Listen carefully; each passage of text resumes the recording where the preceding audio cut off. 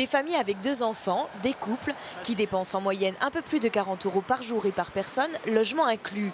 Voici le profil type des touristes. Un tourisme majoritairement français et principalement du Grand Ouest et de l'Île-de-France. Ce sont les premiers enseignements de l'enquête. Enseignement également, le fait que se développe une pratique très importante dite des excursionnistes.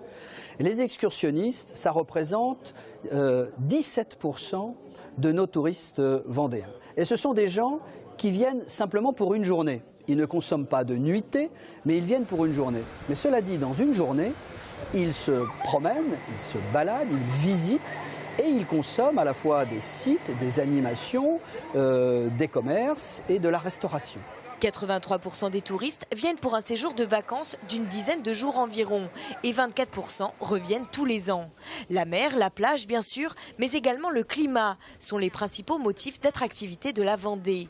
Parmi les sites les plus visités, les sites naturels arrivent en tête, juste devant le Puy du Fou. Quant aux châteaux et monuments, ils viennent en 3e position. Cette enquête permet donc de déterminer les profils et les attentes des touristes afin d'ajuster au mieux l'offre à la demande.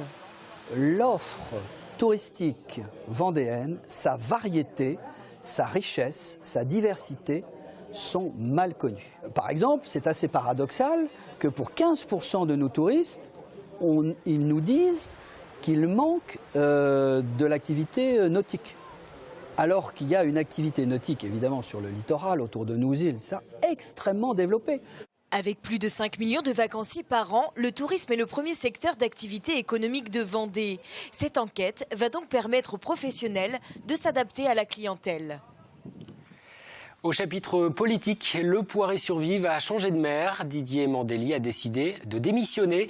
Élu sénateur en septembre dernier, l'élu UMP souhaite consacrer plus de temps à ce nouveau mandat.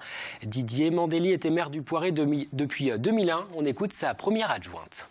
Il a à chaque fois su fédérer. Il a dépensé beaucoup d'énergie et il a mis toutes ses compétences aussi au service de sa commune. Souvent, quelquefois au détriment de sa vie professionnelle, de sa vie personnelle, mais vraiment son combat, ça a été pour la commune du Poiré-sur-Vie. Ouais. Et ça, c'était un combat collectif, commun, des ambitions communes, et on s'est vraiment retrouvés sur ces valeurs-là, et c'est vraiment un très bon souvenir.